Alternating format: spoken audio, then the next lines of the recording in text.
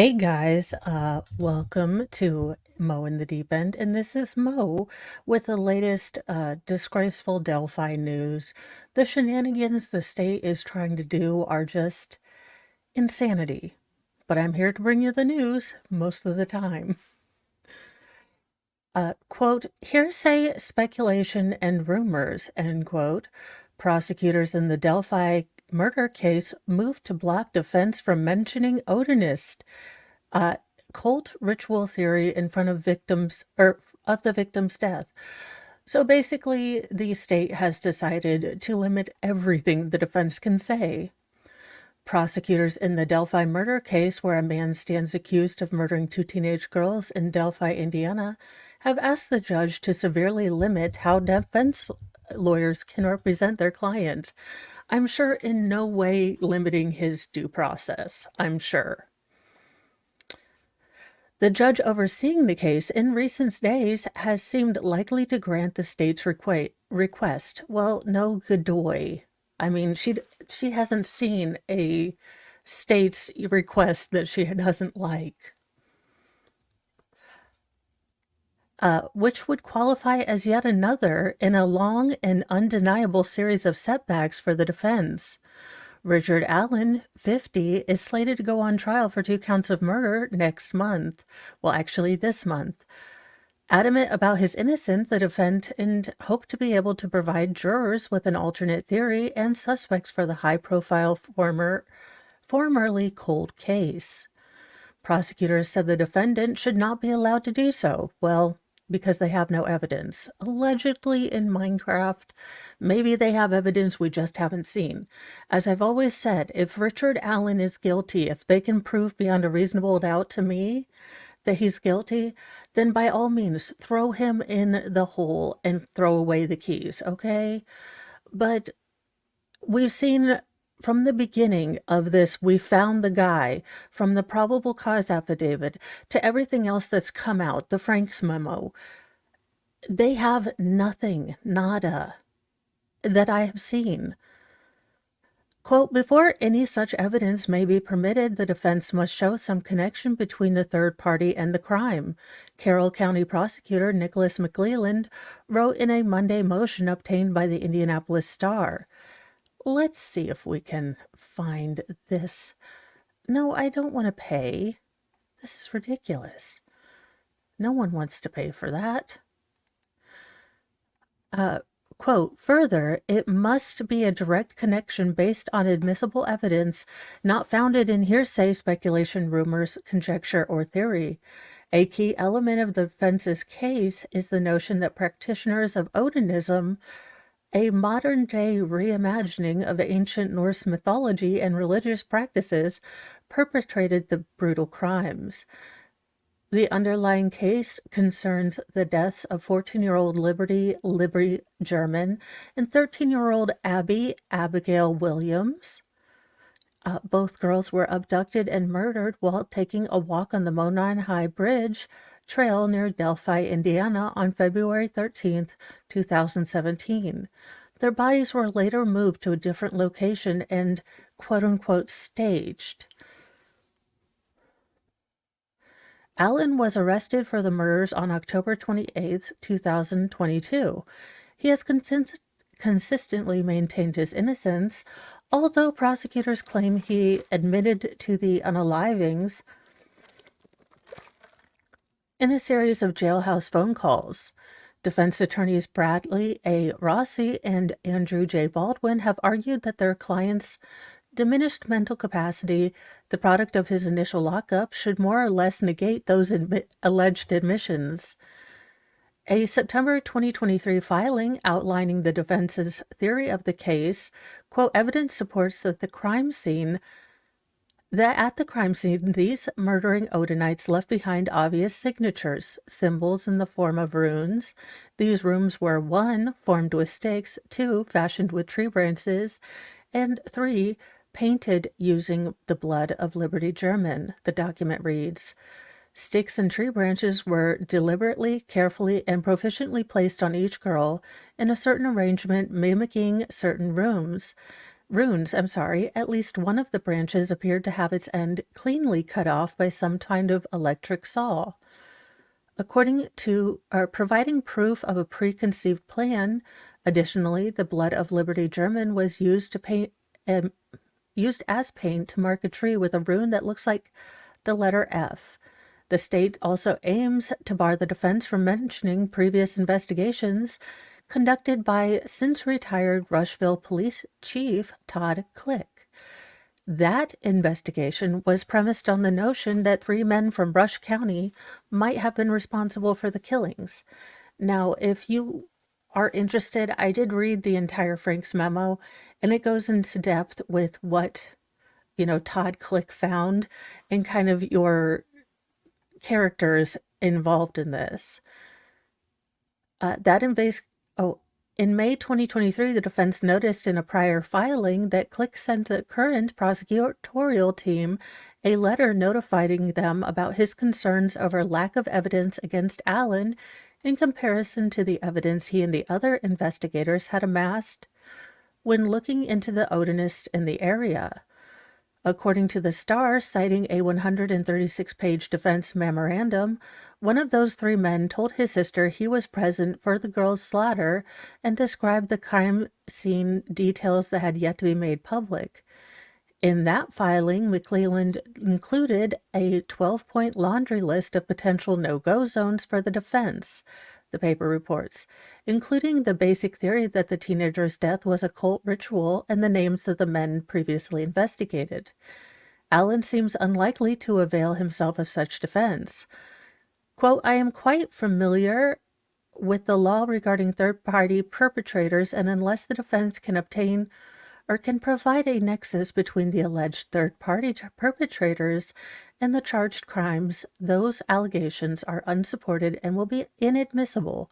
Special Judge Francie Gull wrote on April 28th in an email to the defense obtained by the Indianapolis-based WTHR. The trial is expected to begin on May 13th and last until the end of the month. The judge in last week's email said that the timeline was firm in response to claims from the defense that they simply needed more time considering the complexity of the case, number of witnesses, and transportation issues. Quote, the court's approach to such rigid trial schedule infringes upon defendant Allen's Sixth Amendment right and underscores the need for the court to conduct scheduled hearings regarding the trial, the defense motion reads. Gull, for her part, said she previously carved out time frame of fewer than 10 weeks is the length of this trial, not more or less. Now, I do have the defense's response to the states basically telling them they have no defense, basically. Like, now what are you supposed to do? You're not allowed to use any information. But let's see how the defense responded. Comes now the defendant, Richard Allen, by counsel Bradley A. Rossi, and in response to the state's motion in limine filed marked April 29th, 2024. Defendant Allen states the following. Number 1. On April 28, 2024, at 11:15 a.m., the court directed an email to both the state and the defense addressing various legal and logistical matters associated with the forthcoming jury trial. In the second paragraph of the email, the court, without any prompting by lawyers from either side, included the following statement. Quote, I am quite familiar with the law regarding third-party perpetrators, and unless the defense can provide a nexus between any of the alleged third-party perpetrators in the charged crimes, those allegations are unsupported and will be inadmissible. Number 2. On April 29th, 2024, at 12:09 a.m., the state, without hesitation, accepted the court's invitation to limit evidence regarding third-party perpetrators. Paragraph 7 of the state's motion in limine is proof of this fact. The court has established a pattern of summarily denying pretrial evidentiary motions filed by the defense throughout this case.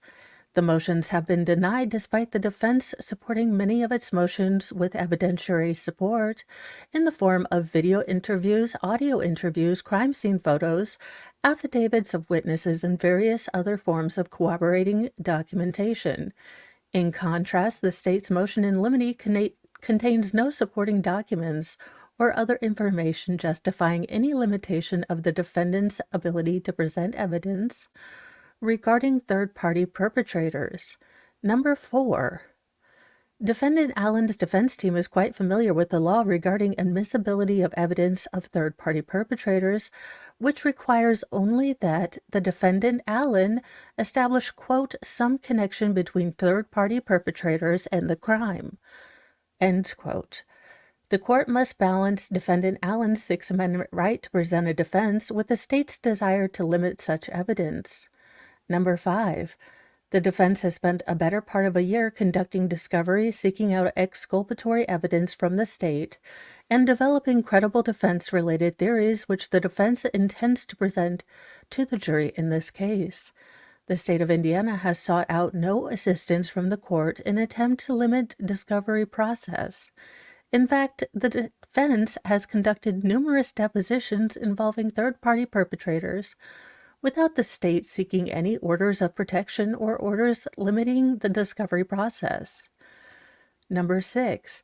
The defense anticipates that its trial presentation will include somewhere between 1 and 2 dozen witnesses that will provide relevant and credible information for the jury regarding the culpability of third-party perpetrators. To the extent the court carries out its warning referenced in the April 28th email, the trial will be reduced to due to unnecessary delays and lengthy offers to prove and lengthy delays due to large gaps in scheduling of witnesses to appear for trial testimony. The absence of any articulated and reasoned legal guidance from the court in advance of the trial would promote the lack of judicial economy through the processes. Basically, Judge Gohl has taken every single one of the motions and acted like a middle schooler with a science project do.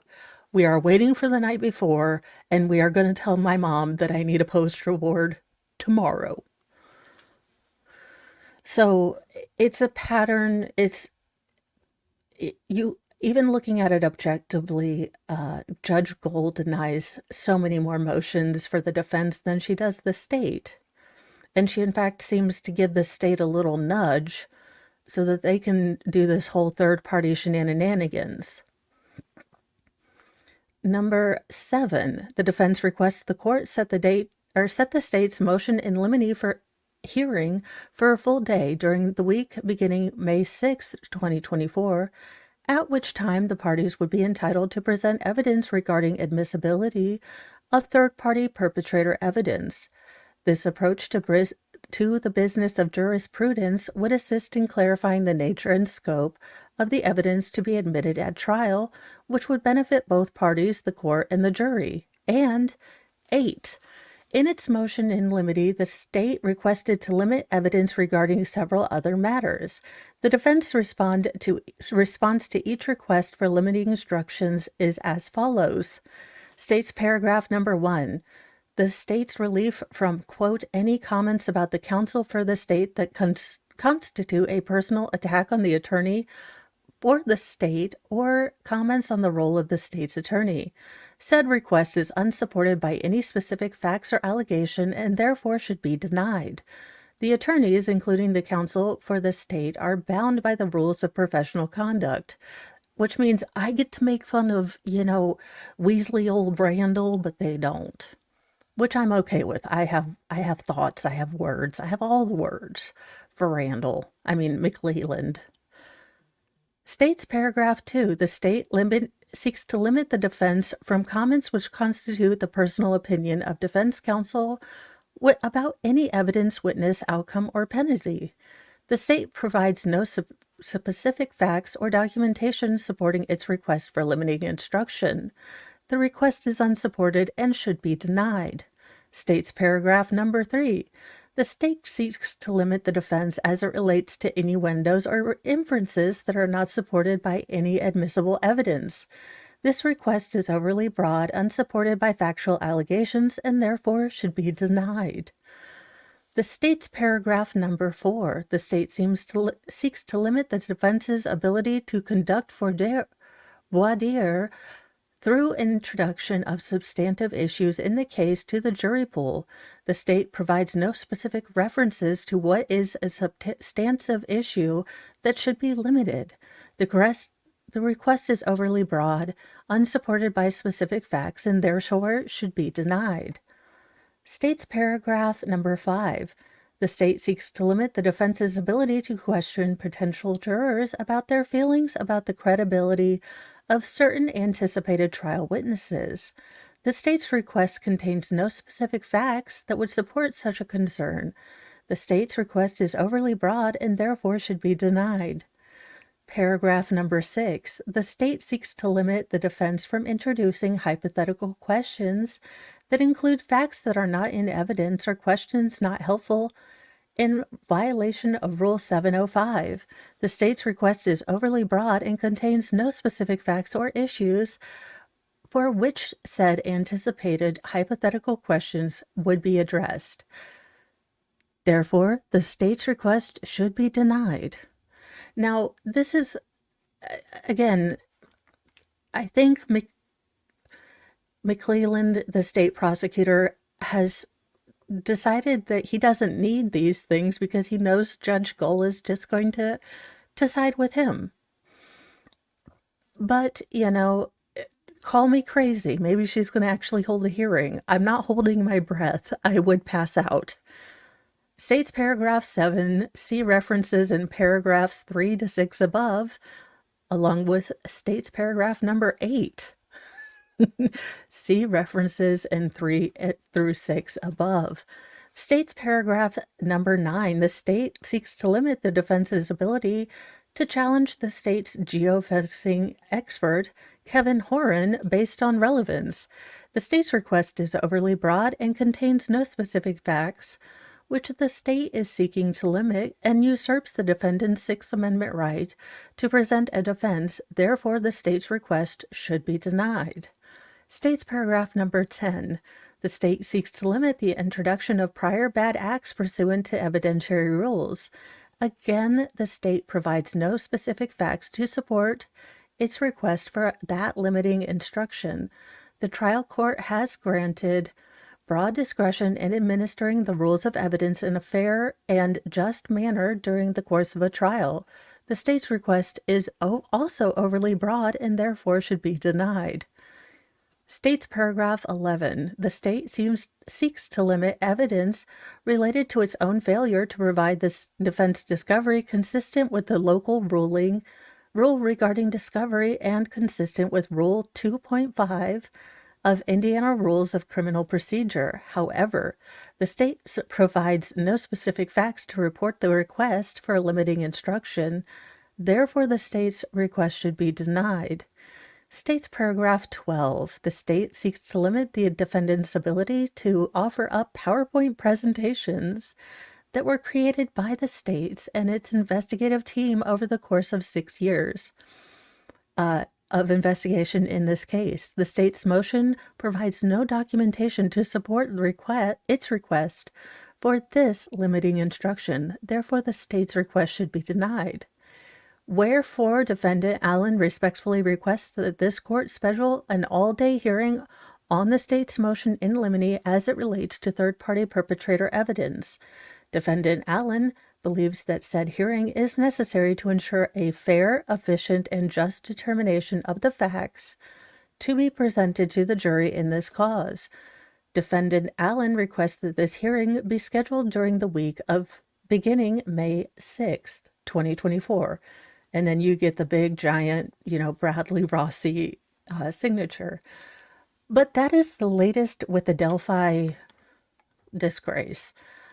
I just can't. Again, if the state has all the facts that Richard Allen is in fact the most guilty that has ever guiltied, give me the facts. I want the facts. I am willing to change my mind. What we are getting right now is the rules mean that I could lose, so we need to change the rules. So that's my opinion. Feel free to argue with me in the comments. Thank you for watching. Please like and subscribe and all the YouTube-y things. And I will be seeing you guys a little bit later. I am trying to catch up with Delphi. There have been so many things going on with that, and it seems like so many more things are going to be going on. So keep your eyes peeled for more Delphi news. Bye, guys.